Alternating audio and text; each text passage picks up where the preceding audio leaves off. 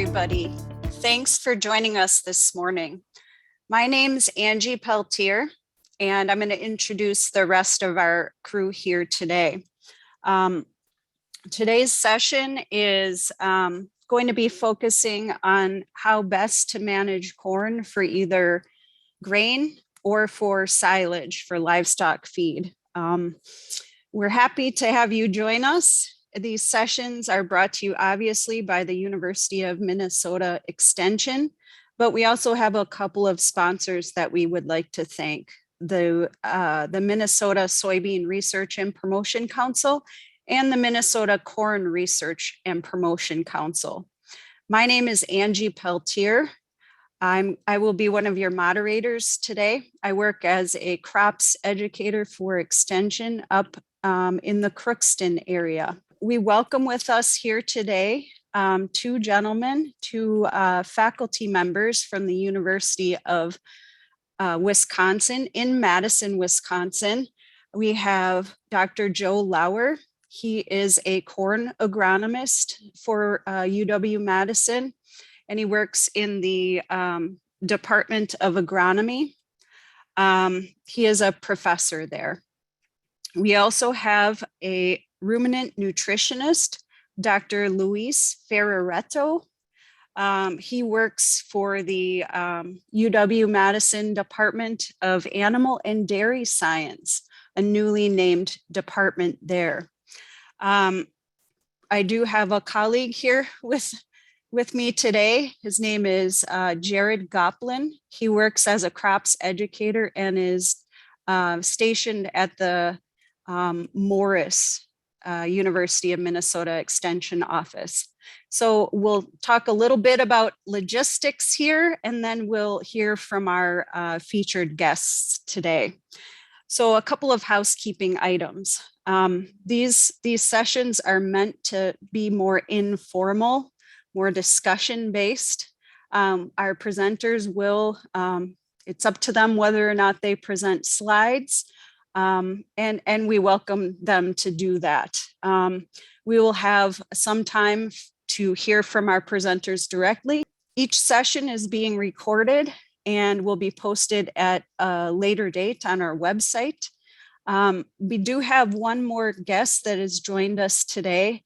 Nathan Druitz is a young man that works for University of Minnesota Extension. He's just gonna kind of hang out in the background. He works in a heavy dairy region in Minnesota, and so he'll be able to contribute to the discussion today as well. With that, welcome everybody. I will turn it over to our guests. Joe or Luis, please go ahead and take it away. All right, I guess I'm up first, so I'll get started here. Well, thank you for that introduction, Angie. Maybe a little bit more about myself before we dive into the slides. I grew up in Staples, Minnesota, and went to St. John's University, and then did my graduate work at the University of Minnesota, and then went out to Wyoming for 9 years and came back to the Midwest in Wisconsin in 1994, and I've been working as a corn agronomist since that time, mostly in the area of corn grown for grain, but we do have a very large program on silage as well. And I thought what I'd do is I'm going to start with the end slide first, and we'll come back to this a little bit, but it kind of gives a sense of at least some of the questions that came up in the preparation for this. I'm going to start with this slide here, and this is kind of the last slide, but I wanted to just give a sense of how managing for corn and corn grown for grain versus silage might differ a little bit. And I'm not going to go through all of these different decisions or factors that a grower needs to wrestle with, but I just wanted to orientate you to a few of these that we'll go through. So if we take this first factor here of hybrid selection, you can maximize your yield oftentimes just by picking the top hybrid. It's hard to know what that top hybrid is going to be, but you can adjust your odds a little bit. The economic optimum, though, is really dependent upon the seed price, and some hybrids can vary $50 to $75 an acre just depending on the kind of traits that you're after and that sort of thing. So the decision really becomes something that's either top versus the bottom part of a trial and being able to pick a hybrid.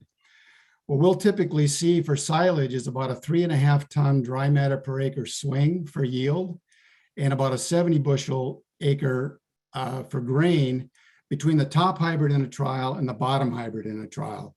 And this translates into, about $350 or so economic swing just based on this decision. All right. And I kind of just divided this table of decisions here into what I call the top three. And that's hybrid, fertilizer, and pest control. And then there's some other secondary decisions like planting date, rotation, plant population, and harvest moisture, and those kinds of things. And then there's some that really don't make a lot of difference at all. Things like row spacing, using fungicides, things like that. They can be important at times, but rarely do we need to manage that completely. But this table kind of gives you a sense, an idea of the range and decision swings that can occur with some of these decisions. So we'll come back to this at the end here a little bit, and we'll talk some more about that. But my mission today, the objective that I was given was to compare and contrast managing corn for silage quantity and quality as well, and compare that with managing corn for grain. What I'm going to do is I'm going to talk about the two biggest decisions I think that need to be made and that our growers here in Wisconsin struggle with quite a bit, and that's hybrid selection and then timing the harvest. And then I want to talk a little bit about management decisions and also the value of corn silage that is often used to determine whether or not to buy a field for corn silage and put that up. And then some questions came in preparation for this a little bit that I think we can address as well. And that's, what do crop scientists think we should focus on in 2022? And we've already addressed this with the first slide a little bit in terms of the order of the decisions that growers really need to get a handle on. And then I want to spend a little bit of time on corn varieties, not soybean, but corn varieties for drought and non-irrigated fields. So I'm going to start just kind of at the beginning here a little bit and just talk about what makes a good forage. And really it's high yield, high energy, high intake potential, or low fiber, high protein, and in the proper moisture at harvest for storage. And this would be true for any forage. And corn silage does a pretty good job in all of this, except for protein. Corn silage really falls down on the protein side of things. So we can evaluate this agronomically, but really the bottom line is what's going to happen within the animal. And currently we use Milk 2006 as our best predictor for animal performance. And this has been an evolution of sorts. We started with Milk 91, then Milk 95, then Milk 2000, Milk 2006. And now there's kind of a dichotomy within the industry of the Cornell approach versus what the University of Wisconsin is doing with the TTNDFD approach. But now, recently, there are now new NRC guidelines that have come out as well. And so Luis might address this a little bit, but we're kind of in the process of combining all these different things to get at this whole idea of how an animal will perform on these different characteristics. Basically, when you look at corn silage or corn silage pile, basically you can divide it up into two different parts. One is the grain, one's the stover, which is the stalk and the leaves and leaf sheaths and that sort of a thing. On the grain side, typically about 45 to 50% of the dry matter is grain. And usually we have an average starch content of around 30% dry matter. This digestibility is quite high. 80 to 98% of the grain side can be digested. And it's really a function of a number of different things: maturity, particle size, some of the endosperm characteristics, that sort of thing. On the stover side, that's the other half of the pile. And usually we figure about 45% of it is NDF. But only about 40 to 70% is actually digested. And this is dependent on a whole bunch of things as well, things like hybrid maturity, cutting height, the quality of how well it fermented. And another big difference oftentimes is what we call the brown midrib trait, which is very highly, that silage is very highly digestible. There's a lot of different ways to look at that. Generally, a cow rumen will hold the material for about 24 hours. We base all of our measurements on a 48-hour digestion. Additives will influence this a little bit, but really the bottom line is that a lot of the energy is largely obtained through carbohydrates in the fiber and the starch. Fiber is always lower energy than starch or the grain. And if you see a 2 to 3 unit drop in fiber or starch digestibility, that will decrease milk by about 1 pound per day. And this is kind of the operating mode of operation that we're using to basically look at hybrid evaluation within our corn hybrid evaluation program. Every year we run these trials. We've had as many as up to 600 different corn hybrids in our trials through the years. Last year we tested 481 hybrids, or in 2020 we tested 481 hybrids, about 7,500 plots. We do this throughout the state, and basically what we're after here is to look at how well commercial hybrids perform within the state. I kind of call it the consumer report of commercial corn hybrids. Minnesota, Wisconsin, we're very unique in that we have to grow a lot of different hybrids in this state because of the differences in relative maturity. We go from 110 to 115 day relative maturity in the southern part of Wisconsin, all the way up to 85 and earlier day maturities. And that takes a lot of different hybrids to be able to cover all of that distance. And that's very unique from the rest of the Corn Belt. You know, Iowa, Illinois, Indiana, 115 days to 100 days will cover most everything. And we have a lot more maturities that we need to evaluate within these northern tier of states in the US. What we're generally looking for in a corn silage hybrid is high yield. I also like to see good grain yield because that allows flexibility. You can use it as a dual purpose kind of a hybrid. You can sell it for grain or use it for silage. Silage quality would be third on the list, and there's some big differences out there because brown midrib versus regular corn hybrids can vary quite dramatically, and you'll see an example of this in a bit. You can generally grow a little longer season hybrid.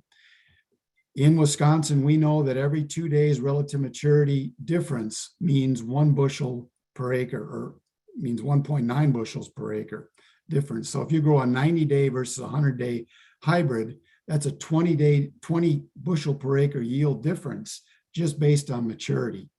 Now, there are some good short season hybrids that do well, but on average, that's what we're seeing within Wisconsin. 1 relative maturity unit equals to 1.9 bushels per acre. Again, I would like to see good standability that allows flexibility again for that field to either go for grain or silage, and we want good pest resistance. For example, as far as standability is concerned, brown midribs fall down terribly once they get past, once the grain is matured, and that can be a problem. But know that there's a lot of variation for silage yield and quality among the commercial hybrids going in Wisconsin, and I would assume it's the same in Minnesota. This is just some of the differences.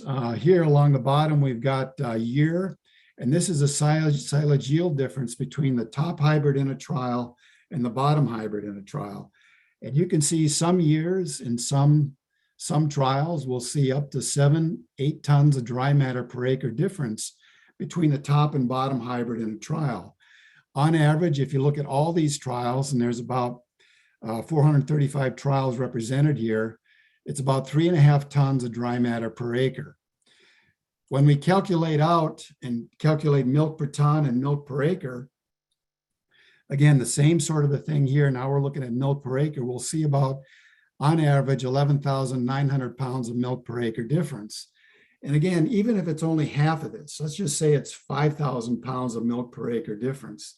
That's a big swing economically when it's a decision that you make at your kitchen table in the wintertime as to what hybrid you're going to grow the following year.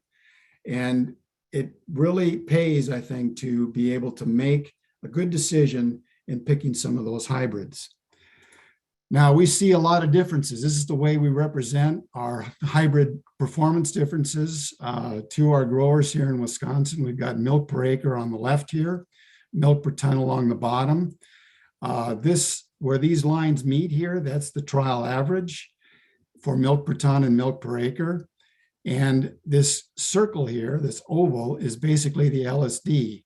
And you can visually kind of move this oval around to look at hybrid differences within this particular trial. Basically, if they're outside of the oval, they're different from each other. The other thing we did this past year was we highlighted all the hybrids that were ranked highest for yield, milk per ton, and milk per acre. All three of those traits, we highlighted hybrids that had all three of those traits ranked the highest. And so these 6 hybrids here would be the ones that be ranked highest here. But in general, what we encourage growers to do is basically be picking hybrids in this part of the box here, because these hybrids have the highest yield, okay, and they have the highest quality. All right, so these hybrids right in here are the ones to be looking at compared to the other hybrids in a trial. And again, there can be some big economical swings that can occur. So what I'm trying to get across is that hybrid selection there's a big impact on what that means. Now, one of the things that happened last year, especially up your way, was you had a lot of drought up there, and there was a lot of interest this year in some of the different drought tolerant and drought resistant characteristics that are available to growers out there. I want to show you kind of what we've seen within our trials, but I want to preface this a little bit by the fact that we rarely see a drought situation. We've rarely seen a drought situation over the recent years. It was really only last year that we saw some pretty major impacts. But the way these slides work here is along the bottom, we've got year. Along this axis here, we got the yield and grain yield in bushels per acre in relation to the trial average. So every trial, I would basically calculate an average and then look at the group of hybrids in relation to that average. I did it 2 ways. I looked at all the hybrids in a trial, and then I looked at the top 20% of the hybrids in a trial. Okay, and we're looking at this over time. And the first group I'm going to look at are conventional corn hybrids to give you a sense or a feel of where the conventional hybrids have yielded in relation to the overall trial average. And if we look at this, basically what we've seen since 1992 is that we would expect any group of hybrids to yield right at the trial average, right on this line right here. Okay. This dot here is basically the average of all the conventional hybrids in a trial, okay? And these little bars here are basically the error bars associated with the conventional hybrids. So when these error bars touch the trial average, that means there's really no difference for that group, okay? But when they're below or above, that means they're either below or above the trial average as a group. Now, there's good individuals within that group, but as a group, they tend to be above or below. Transgenic hybrids first came in 1996, so we've had over 25 plus years now of growing transgenic crops. When we look at the conventional hybrids, basically we've seen them basically be where we'd expect them, right on that trial average, until about 2001, 2002. 2002 was the last major fall count of European corn borer. And from that point on, the conventional hybrids didn't do very well. They typically yielded below the trial average. So what that means as a group is you got to be very careful picking a conventional hybrid in these trials. All right. They got better over time, kind of bounced around a little bit. And then over the last 3-4 years, now they've yielded really where we'd expect them, right at that trial average. But now you as a grower or you as a consultant, do you care about all the hybrids? You really don't. What you care about is the top group of hybrids. And so in this next line that I'm going to show is I'm going to look at the top 20% of the hybrids. So I took the bottom 80% of the hybrids in a trial and just threw them away. And then I took that top 20%, recalculated the trial average using that top 20%. And if a conventional hybrid didn't make it into that group, I took the best representative and put it in the group. Okay, so now we're just looking at the top 20% and the conventional hybrids, and the same number of trials are used in both of these lines. So now the top 20% looks like this. All right, again, we didn't see a lot of difference in here. We had a lot of good hybrids, conventional hybrids still, but there was a long period of time where conventional hybrids did not make it into that top group. But as you can see now more recently, they are consistently, at least over the last 3 years, been in that top group of hybrids. And every year we'll see conventional hybrids make it into the top 10 hybrids within a group. So this is what the story that we see for conventional hybrids. Now what I'd like to do is change and just look at different groups of hybrids. And I'm going to concentrate on the water, the drought tolerant hybrids, and that sort of a thing. But there's a lot of ways you can do this. You can look at the BT corn borer hybrids this way with the transgenic traits. You can look at the corn rootworm traits. You can look at the smart stacks this way. I'm just going to concentrate on the drought tolerant hybrids. But the point is you can break out each group and look at them in different ways. The first group I'm going to look at is the Agrisure Artemisia group of hybrids. Along the bottom here is the number of plots that we had for this. And obviously, the bigger these numbers are, the better this estimate becomes. Okay, and remember the standard error bar, whenever it touches this trial average, means that it's not statistically different than that group is not statistically different than the trial average. Now, again, we've not really had a drought since, at least in Wisconsin, since 2012. Most of the time since that time, except for 2021 last year in southern Wisconsin, we had a little bit of a drought. But most of the time we're testing these hybrids under conditions that they're really weren't developed for. So we're just looking at the genetic differences of these kinds of hybrids relative to the trial average of all the other hybrids that are available to farmers. And you can see most of the time when we look at all the hybrids, they do pretty well. It fell down a little bit in 2019. That was a very cool, wet year here in Wisconsin. But overall, all the hybrids are fairly close to that trial average. But again, do you care about all the hybrids? You don't. You care about the top 20%. And this is what we see with the top 20% of the hybrids. Most of the time, the Agrisure Artemisia hybrids are below the trial average of that top 20% group. All right, so that's Agrisure Artemisia. Here's the optimum Aquamax event. Again, lots of spread here. We haven't seen the Aquamax ones very much really in our program, but this is looking at all the hybrids, and then this is looking at the top 20%. And again, most of the time they're yielding below the trial average. Now, does this mean that you should stay away from optimum Aquamax or the Agrisure Artemisians? No, it really doesn't. All that's saying is that as a group, you've got to be very careful when you pick hybrids from that group. You're going to have individuals that will do well. They'll be above the trial average, but as a group, you got to use a lot more care when you're picking them. So these are two naturally traded products that were developed just through breeding. The next group I'm going to show you is the actual transgenic drought guard ones. And this is with the drought guard trait. These are transgenic traits from the Bacillus subtilis bacteria, and we'll look at their performance. And you can see that basically we saw these in 2014 for the first time. When you look at all the hybrids, they do pretty well. But when you look at that top group, that top 20%, again, they're a little bit below performance relative to all the other hybrids in the trial. But again, remember that we have not really seen these under drought conditions. So if you can predict that a drought's going to be a problem next year, you might want to really spend some time with this and trying to pick a good hybrid out of these groups. But if we have just an average year, more than likely the performance is going to be down as a group compared to the other hybrids, the other options that are available.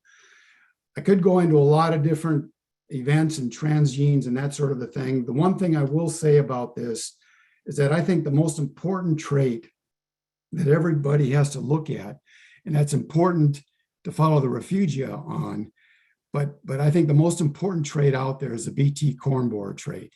The corn rootworm trait, I don't worry about that much because one of the breeding techniques is that regeneration of roots. And we can always regenerate roots if a corn rootworm feeds on corn, but we can't regenerate a stalk if there's tunneling in there. And that water has to move through that stalk to be able to get to the side of the plant that needs it to be able to cool it down. So the BT corn borer trait, I think, is a real important trait. But again, remember to follow refugia. And again, this kind of comes back to this whole idea of how we pick corn hybrids. In extension, we've always recommended using multi-location averages and look and consistency of performance. But with transgenic crops, we've had to add 3 more, I think. And that is every hybrid's got to stand on its own for performance. We know in these Aquamax and these different drought tolerant kinds of hybrids that as a group, they don't do very well, but there are individuals within that group that perform well. And it's up to you to find those and pick those. So every hybrid's got to stand on its own for performance. Just because it's a smart stack doesn't mean it's going to be a good hybrid. Just because it's Aquamax doesn't mean it's going to necessarily perform well in an average year. All right, so every hybrid's got to stand on its own. Pay attention to seed costs. Generally, when it's more than $50 to $75 difference in price, you got to really think about that more expensive hybrid. And finally, buy the traits you need. This is a hard thing to do because oftentimes we're forced to buy hybrids with various traits in them. All right. So Joe, yep, you bet. Before we go on, we do have a question more on the, if you wouldn't mind describing what you mean by top 20% again, Sure. especially if they fall below that average of all the trials. Right. So the way I get at the top 20% is you got a trial. Let's say you got 100 hybrids in the trial. And to look at all the hybrids, you'd calculate the average of that 100 hybrids. So that means 50 will be above, 50 will be below. What I do for that top 20% is I take the bottom 80 hybrids and I just throw them away. And I take those top 20 hybrids and recalculate the trial average just using those 20 hybrids. Now, if a conventional hybrid didn't make it into that top 20% group, okay, I'd take the best example of that conventional hybrid and put it in that top 20%. Then I'd recalculate everything and look at how that individual hybrid did. What that does is we basically have the same number of trials always, but we're always including the top 20% and comparing it to whatever group we're looking at. So in this case here, I showed 3 groups, the 2 drought tolerant traits and the drought resistant transgenic event that is available. And I'm comparing again, just that top 20% of the hybrids that are there. Thank you. There is another question here. Sure. In regards to corn traits, decreasing or not silage quality or digestibility. I know that's something that comes up from time to time, some of these BT or various traits. And going back to that one quadrant graph that you showed, some of the more highly traded varieties were not in that upper right quadrant. So I guess if you want to make a few comments on that'd be great.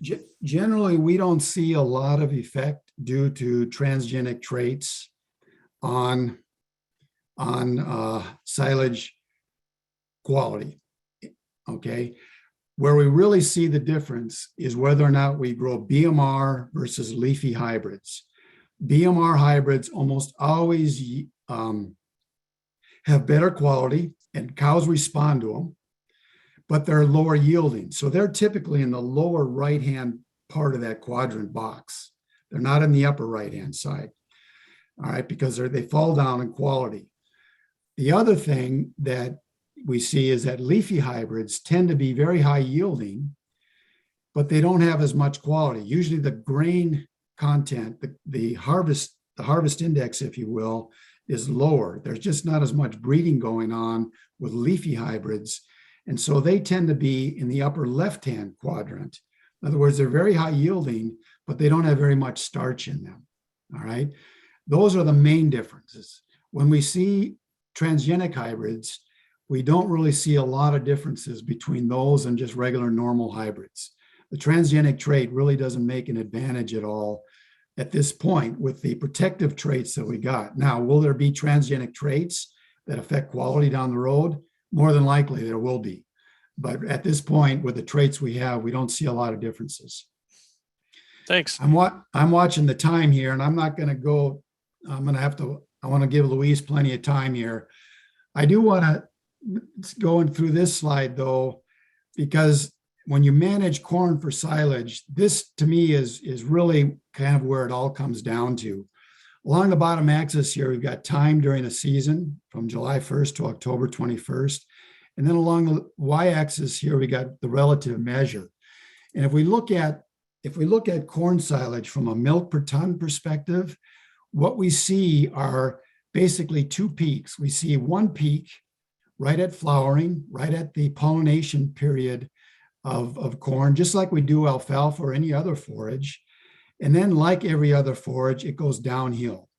And it goes downhill until about the milk stage when it reverses itself and actually becomes a higher peak right about the 50% kernel milk stage of development.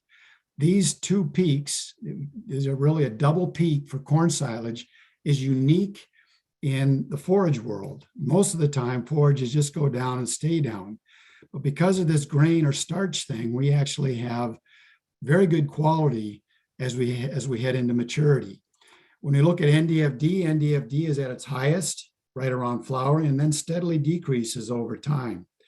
Grain yield follows kind of a sigmoidal thing over 60 days where we got a lag period, then a linear phase, and then it kind of levels off. And we're at our best grain yields really at the end of the season here. So when you calculate out milk per acre, this is what we see with milk per acre. Forage moisture goes down. It goes down fairly quickly as that grain matures. And grain moisture is really the driest part of the plant once we get into the harvest season. So if you want to adjust your forage moisture, let's say you're putting it into a silo, the custom chopper shows up there at your farm and it's way too wet. You know, you got 75% moisture out there.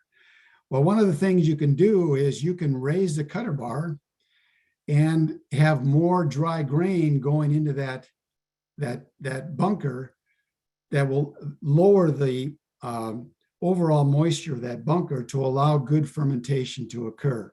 You can move that oftentimes 3 or 4 points just by adjusting the cutter bar, and you're leaving not only you're not only adjusting moisture, but you're also leaving the worst part of the plant out there in the field. Now, how high you want to go, you know, you want to get the ear and make sure you get the ear because that's where all the energy's at. But that ear is also the driest part of the plant.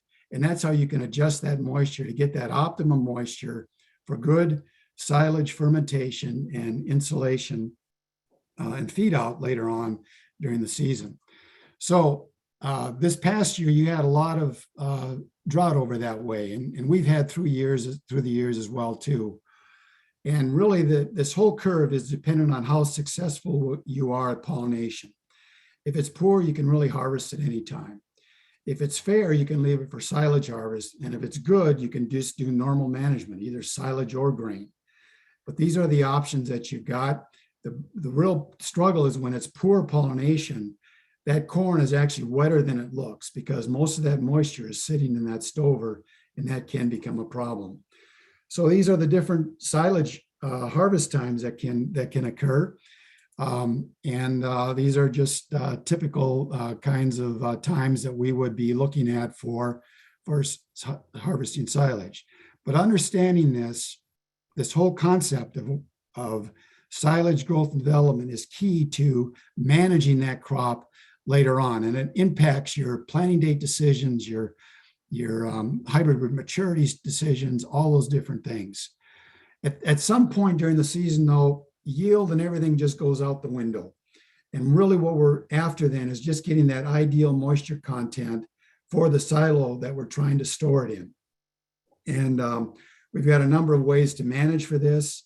I won't go into detail here, but this becomes the main issue right around harvest. And there's things you can do, like adjust the cutting height. We know that as we raise that cutter bar about a foot, we lose about 15% of our yield. Okay, but the worst part of the plant is left out in the field, and we actually improve our milk per ton. So that overall milk per acre only is adjusted about 3 to 4%.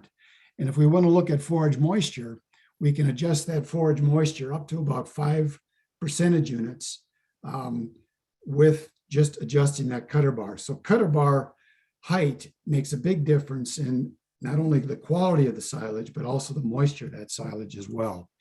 And we have a number of in-season guidelines that we have for growers to make some of those adjustments.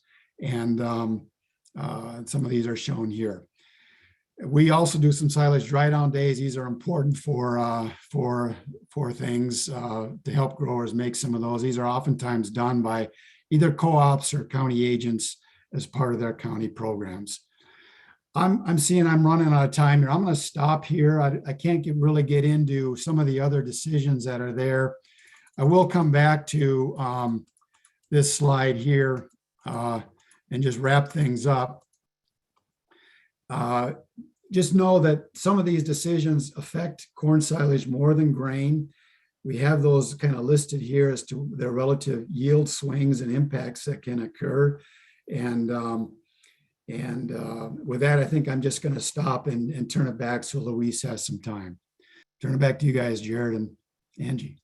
Thank you very much. You can go ahead and share your slides now, Luis. Well, good morning and thanks for the opportunity. I guess my slides will be more complementary to Dr. Lauer's slides. I'll try to focus a little bit more on harvest timing, particularly from a ruminant nutritionist perspective. So I think Dr. Lauer made a very good point about describing the energy differences between corn silage and grain.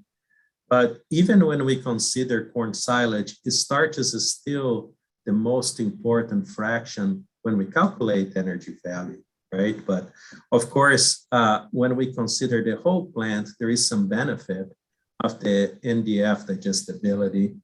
And you saw a little bit of the discussion related to the MILK 2006 and how other models calculate energy related to those feedstuff. And what I can tell you is that regardless of which model you choose, the model will account for starch concentration and NDF digestibility. Keep in mind that those models do not necessarily account for starch digestibility, which is another very important concept that hopefully we'll incorporate in a future version, okay? And just to give you some background on that, actually there are some industry data sets that show that if you compare the Cornell model predictions with the MILK 2006 predictions, the relationship is actually approximately 95%.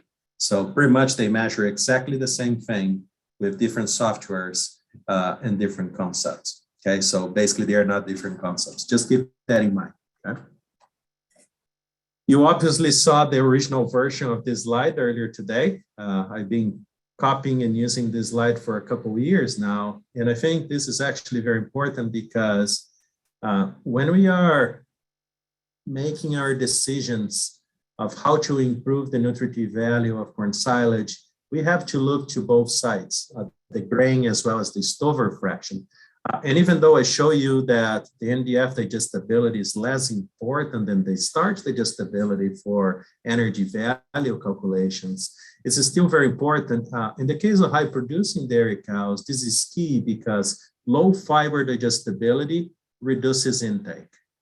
And milk production is driven by intake, right? When you think about the high producing dairy cows, if the animal cannot consume enough, she will not produce enough milk. It's simple like this. Right? So even though you cannot extract the same amount of energy, we still have to pay attention to those.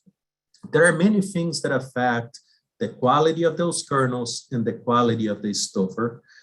Basically, I have exactly the same parameters that Dr. Lauer described. But there is one key thing that I want to highlight, especially when you plant hybrids that are focused on grain, but you have to harvest for silage, which is maturity. Okay, maturity at harvest is very important, and it is a key concept. And obviously, there are many factors that contribute to that. One of those is weather, and yes, controlling weather is not one of the things that we can do. I would dare say that probably we'll never be able to. I hope we can, but I don't think we will. But actually, maturity at harvest drives a lot of different things, and that's what I will try to show you today.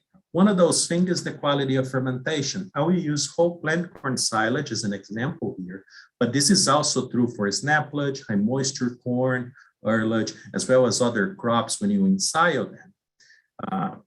As a nutritionist, you'll see that I use dry matter concentration as the metric because nutrients are in the dry matter fraction of the plant.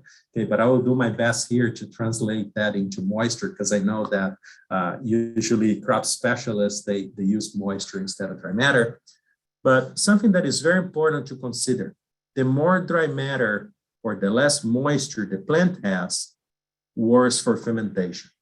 And the reason for that is the bacteria that ferments the silage in the silo requires water in order to move across the silo as well as their normal physiological characteristics. So we need to have sufficient water to have a good fermentation. In the case of the whole plant corn silage, we usually suggest a moisture target of about 65, maybe 67%, because that's when fermentation is very good, right? And if you consider that a given field or a given beef or dairy operation will have a lot of field variation within and across fields, if you target for 65, 67, in reality, we are talking about 62, maybe 72, right?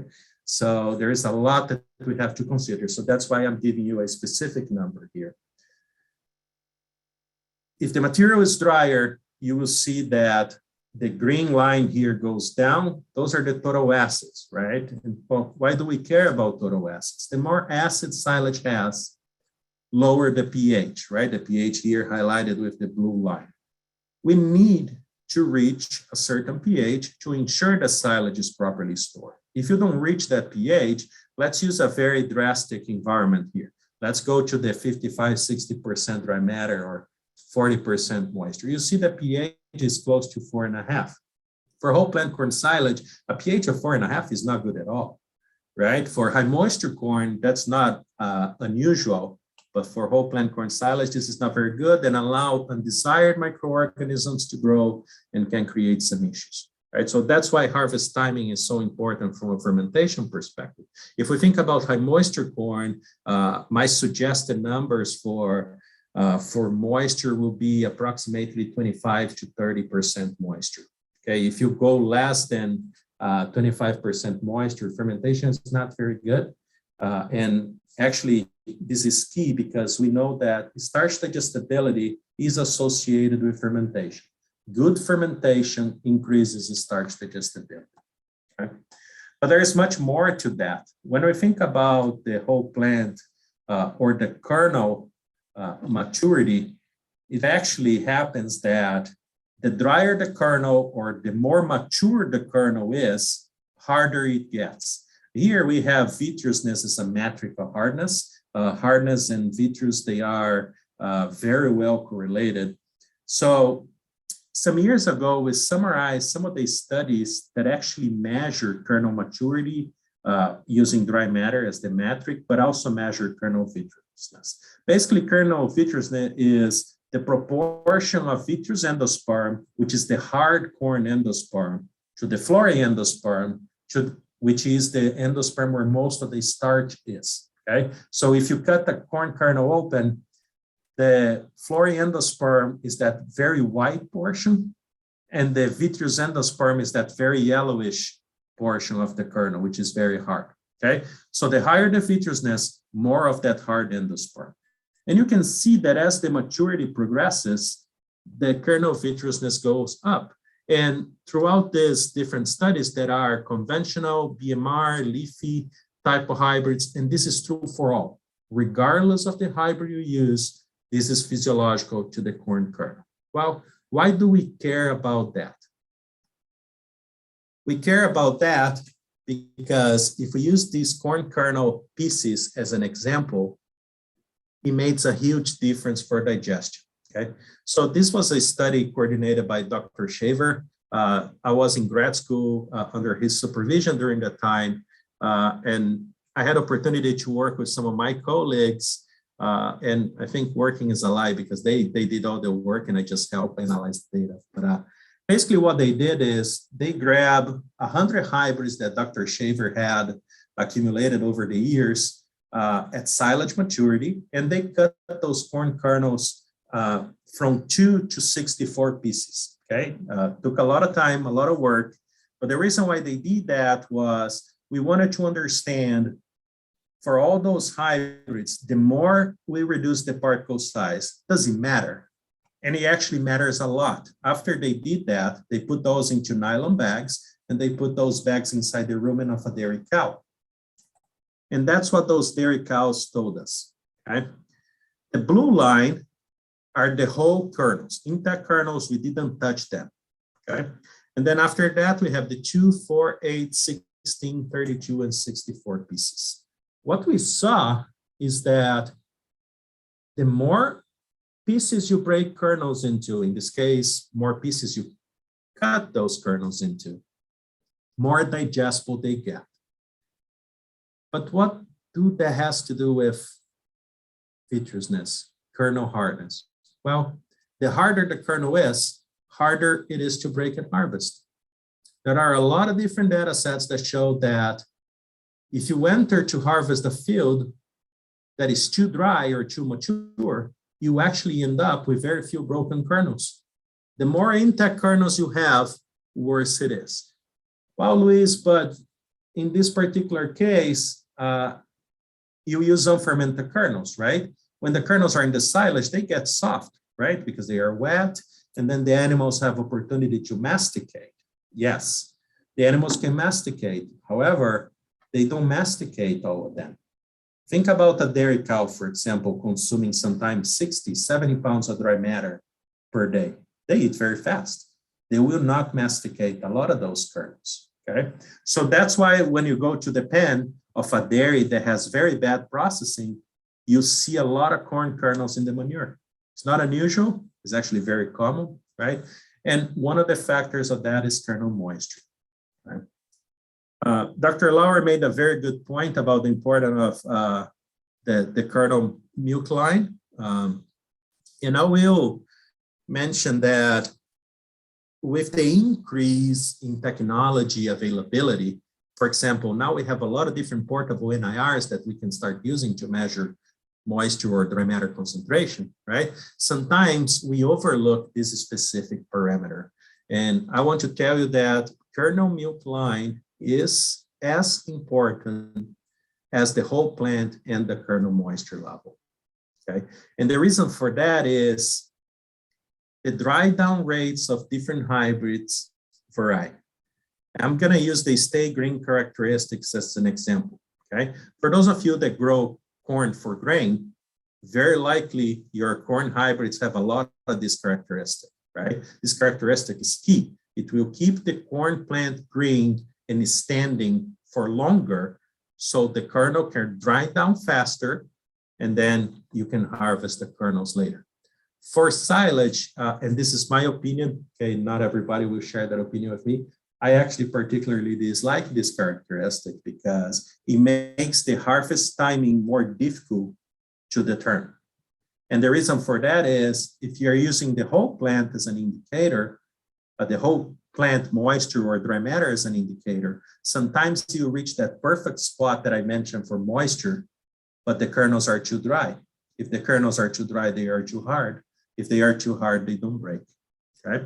The alternative to that is if you only look to the kernel milk line that I just showed you, maybe the kernel milk line is perfect and you can harvest the kernels that you can break, but then you have a whole plant that is too wet.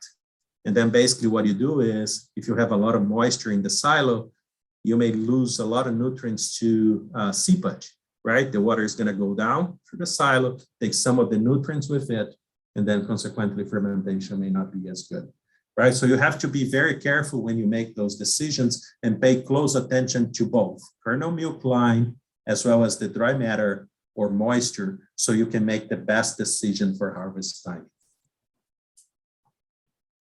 And I know that Dr. Lauer showed a similar slide to this, but from my perspective as a ruminant nutritionist, these are the focus we should have when possible, right? Obviously, hybrids with good dry matter yield.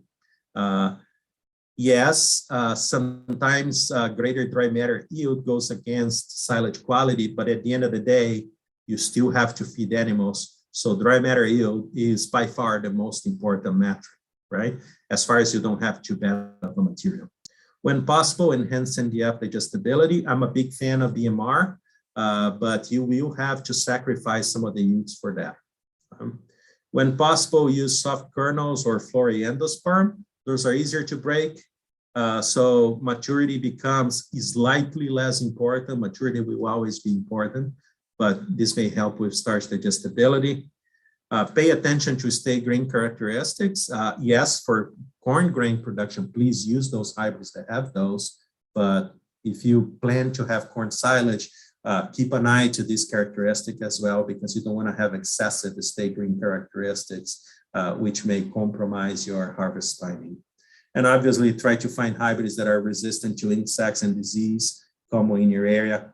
Just to complement one of the earlier discussion points, some years ago, we put together a review, try to understand how different hybrids change nutritive value and animal performance, particularly for high producing dairy cows. And when we contrasted the literature trials that actually tested some of the conventional versus transgenic hybrids, we did not see any difference, actually no difference at all, okay? When the only differences between those hybrids was the transgenic traits, the cows responded exactly the same way, okay? So from that perspective, there's no issue in feeding transgenics to animals, but they very likely won't improve the nutritive value either, right? So, but if they help you to protect your investment or improve your yields, I think those would be very good investments. With that, I would like to thank again for the opportunity, and I will be glad to answer any questions you may have. Thanks, Luiz. There is one question I think is kind of interesting in regards to Enogen corn. I don't know if either you or Dr. Lauer have done any work with Enogen corn and whether or not there's any differences in feeding that, especially in the early months of feeding.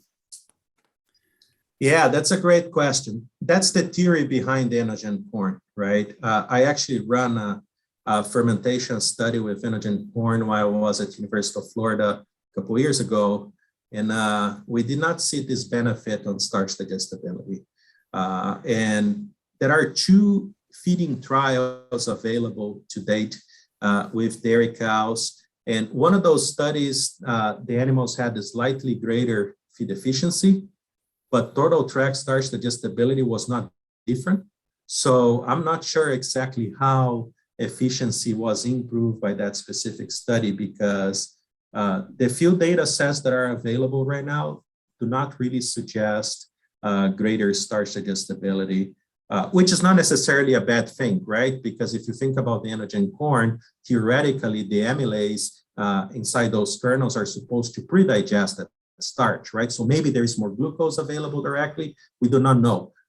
My only comment about that is that sometimes if glucose is already more available, the bugs in the silo may use those as well, which is not a bad thing because they will ferment better, but it's not really clear yet on how better it is at earlier fermentation. And our trial actually did exactly that. We had kernels, Enogen herbage and Enogen corn silage versus conventional fermented for 0, 30, 120, and 240 days. And we did not see this difference early on or later on. From where we sit measuring yield and just milk per ton, milk per acre, we see slight yields a little bit lower.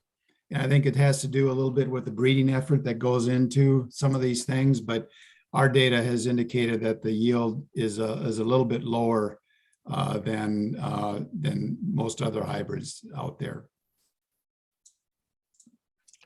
There was another, we are getting short on time, but there was another question in regards to any fungal pathogens affecting fermentation.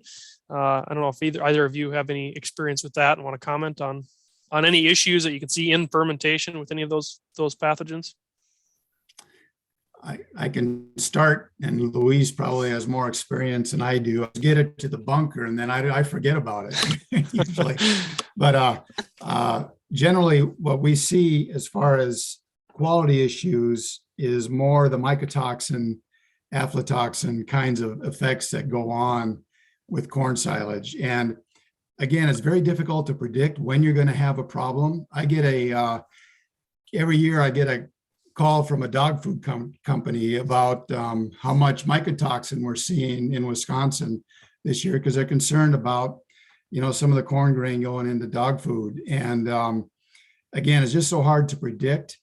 The best predictor that I've seen is when you have environments that have real extremes. So in other words, you go from a 80 to 90 day in the fall, a 90 degree day one day, and then down to 30 degrees the next. And these big fluctuations are typically environments that are somewhat predictive of mycotoxin development. Usually the fungus is always there. I mean, we're always going to have Fusarium out there, but whether that fungus produces a toxin is really hard to predict. And the best predictability, at least in the field, on the plant has been these extremes in temperature. Once it gets into the bunker, then a whole bunch of other things happen, like acid development or lactic acid development and things like that that'll stop it. But in the field, that's typically where we see the big extremes and the incidence of mycotoxins. Yeah, I agree completely. The only thing I would add is that sometimes when you have extreme cases, actually, it's not just the mycotoxins, right? When you have very dry years, some of the concern is the extra soil contamination entering the silo as well, which brings some extra yeast and molds, right? And then the yeast and molds may not compromise fermentation itself, but will compromise some of the aerobic stability after the silo is open, right? Basically, the more yeast and molds that you have dormant there, faster they will proliferate and accumulate and reduce the shelf life of the silage after opening. But it's very hard to predict mycotoxins, even in dry years when people think that the likelihood of having more mycotoxin is greater. Very often it does not translate to that. So we're going to pause here for one moment just to mark the top of the hour. Thanks again to everybody that is tuned in here today. If you have a question that you asked of our panelists, we will do our best to get those answered. But for those that need to leave us, just a quick reminder, we have those 3 questions that'll pop up on your screen. Please go ahead and answer those. For our funders, we'd like to again thank those funders, the Minnesota Corn and Soybean Research and Promotion Council. If Dr. Ferraretto is able to stick with us, I do know that Dr. Lauer has agreed to hang out with us just for a little while longer as we get a couple more questions answered. And so we thank both them and you for your attention. I was thinking maybe we could start on with pricing corn silage. I know that's Yes. been a concern as one. fertilizer costs, have doubled. I just kind of ran the numbers on even corn stock or corn stover bales. There's probably at least $40 a ton in fertilizer in those bales now. So if either of you, I know there's a lot of different ways you can price corn silage, but if you have any words of wisdom on that. We have a real good effort with our county agents that have developed a spreadsheet for looking at the buyer and seller perspectives of getting at the value of corn silage. I'm going to do you mind if I share my screen? It's one of the slides that I skipped over, but it might be useful here. If you let me just go back here. If you typically corn silage in most of the contracts that I see in Wisconsin, there's every contract seems to be a little bit different, but most of them are based upon the number of bushels in 1 ton of silage. We used to use, in 1972, we developed some grain equivalents, and it went from 5 to 7 bushels per ton of silage. With our modern transgenic hybrids, we've had to revise that a little bit, and it now goes from about 5.1 to 8.6 tons of bushels per ton of silage. And so that is a start at getting at the value of corn silage. In all of our plots, what we do is we have 8-row plots, 4 rows of which are harvested for silage, and then 4 rows that are harvested later for grain. So we have a really good idea of what the silage yield and quality was at harvest versus what the final grain yield was later on. And this is the relationship that we see in general for getting at the value of corn silage, especially standing in the field. And so this is what a lot of people use. Some people use 8 bushels per ton of silage. Some will go up to 8.5. It kind of varies, but we do know that it's changed since 1972 when kind of the last estimate was made. And this is what we encourage people to do. There are a number of other ways you can do this. You can actually back calculate starch content of silage and look at how many bushels were actually in there, but then you need a quality analysis to do that. And that's what this method is right here. But again, this is what most people use. However, we see a difference of anywhere from 3 bushels per ton of silage all the way up to 10 or 11 bushels per ton of silage, depending on the location, the management factor that we're looking at, and so on. It varies all over the board. The data is really wide on this, but this is the average that we typically see here. And to get to your point about silage and the amount of nutrients removed, this is typically the amount of nutrients that 24 tons of silage per acre remove in terms of P2O and K2O, about 86 pounds per acre, and about 199 pounds of potassium. And in 2018, it worked out to these costs here, but there is a significant amount of fertilizer that's removed just due to the stover that is there. And so you have to be sensitive to that and make sure that your field nutrition, your field soil fertility values are at least within the recommended amounts. I'll stop there, and I don't know, Luis, I know you look at it more from the cow side, but from the field side, we have some really good tools that help get at this, and these are some of the things that we use. No, I highly agree with you. Those are the tools that I actually been suggesting as well. From the cow side, the only thing I would add is the spreadsheet comparing DMR with conventional hybrids that take into consideration the greater intake as well as greater production from dairy cows, and of course the lower yields related to DMR and different costs related to seeds and management. This would be the only other tool that I would advise people to go to when trying to price and understand the cost for silage production. Something else to note here, guys, is that, here in Minnesota, we've got your local educator team. And I know that this is a question I get a lot. And so if you guys want those tools, because I know like with Joe Lauer's work, that's something that gets shared around a lot here. So make sure to reach out to your local educator team if you have other, further questions on that. So, we can definitely get you those resources. There was another question from earlier, Angie, in regards to rotating BT traits, SmartStack's Agrisure versus Chrome for insect control. I think that's a little more general agronomy question. Maybe Joe could comment on that quickly. You mean rotating traits year to year? Correct. I think that was the implication. Yep. Yeah, the best thing you can do is rotate crops. Corn and beans that's where it really starts, and you really take advantage of the yield.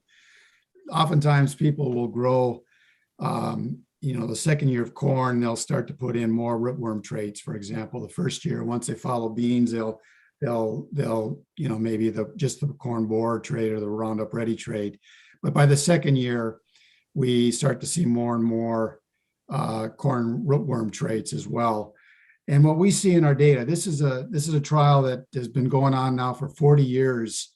And what we've done is as the transgenics have come out, and especially with the smart stacks, we still see the typical rotation effect that goes on regardless of whether or not we use a transgenic hybrid or something else and just use insecticides. But basically, what we see is that first year of corn following beans, we'll see a 16 to 19% yield increase. In that second year, we'll see a yield advantage if we've had a long break prior to that, but it's in the range of about 7 to 10%. But by the third year, you're basically at continuous corn yield levels of 30 bushels. Now that's, in years where we have good, strong corn prices, growers will tend to grow more second and third year corn, more continuous corn. But by that third year, you're basically at yield levels that are the same as 30 years of continuous corn. And with beans, it's the same way. So adding transgenic traits doesn't really help you all that much. The overall effect is still due to that crop rotation effect that goes on within a field as you rotate crops. You can't really make up for it by using transgenic traits oftentimes. We don't know what causes a rotation effect. It's a big black box, but we don't measure any. I thought transgenic crops might solve that a little bit, but it doesn't. We still see the same yield response. Anybody crunched any of the numbers lately with increased fertility and corn prices in terms of, what a ballpark figure would be per ton? Probably not. Haven't thought about that for about 4 or 5 months, probably. That's hard to get at because one of the things we just have to be, I know there's a real input shortage out there, supposedly, but one of the things we got to be, I think, is a little patient here. And there's a lot of time left between now and when we plant. It's best to get ready as best you can. But I've seen fertilizer prices coming down pretty significantly lately. And as you develop silage contracts with farmers or between farmers and dairymen, there's a lot of things that can happen between now and the time of contract sign and between the time the contract sign and harvest. And some flexibility needs to be part of that whole thing, I think. And it's hard to get, I guess my point is it's hard to get at the prices right now because there's a lot of flux yet still going on before we start the 2022 season. Yeah, and I did just put the link. Thanks, Bill, for sharing that with us. One of the links from Wisconsin anyways. And I think, Nathan, you maybe have one from Minnesota as well. Or would you defer to the Wisconsin anyway? Well, that's exactly right. I would defer to Wisconsin. They've got that pricing calculator that I send out a lot. Every state except around us has, with the exception North Dakota and Minnesota, has some form of corn silage pricing calculator. And so me personally, I like the Wisconsin one. That's what I'm used to, but Iowa State, Penn State, I believe South Dakota even has one as well at this point. So choose the one that you want to use and run with it. The reason, one of the things, just to follow up, Nathan, a little bit, one of the things that's nice about the Wisconsin one is that you got the buyer and seller perspectives, and the actual agreement has to be somewhere in the middle. And I think that's one of the real strengths of that. But there are a lot of options out there to get at pricing. I absolutely agree, Joe. That is part of the reason why I like it so much, is because you have both perspectives right there. And then there's a lot of transparency with how everything is calculated, because a lot of those equations are present, or the different data points. So you can really get at that. Otherwise, I think that's most of the questions we had in the Q&A anyways. So unless there's others, I think we can maybe adjourn today's meeting. I've actually got one, Joe, here, and this is one that comes up a lot in my area. And that is, you talked about BMR and sustainability. There's a lot of a lot of times guys, they like to throw in the fungicide to help protect standability, especially with these BMRs. Is there, is that what we should be doing, or how would we address that problem? Yeah, well, it might help. Fungicides might. Again, it's very hard to predict. Generally, I would use a fungicide if the ear leaf was showing signs of infection during grain filling, because the ear leaf is where 60% of your grain yield comes from, and that's the one you got to protect. But in most of the environments that I've seen, corn is usually ahead of the curve in terms of its breeding, that we don't get a lot of diseases that come in until very late. And then the other thing that kind of compounds this a little bit is the fact that we're oftentimes harvesting silage ahead of any standability issues that might come up. Standability really comes in as that plant starts to cannibalize the stalk and start removing nutrients out of that stalk. Well, we're usually harvesting way ahead of when that would occur. So to recommend or even use a fungicide on corn silage in general is probably not really something that we need very often.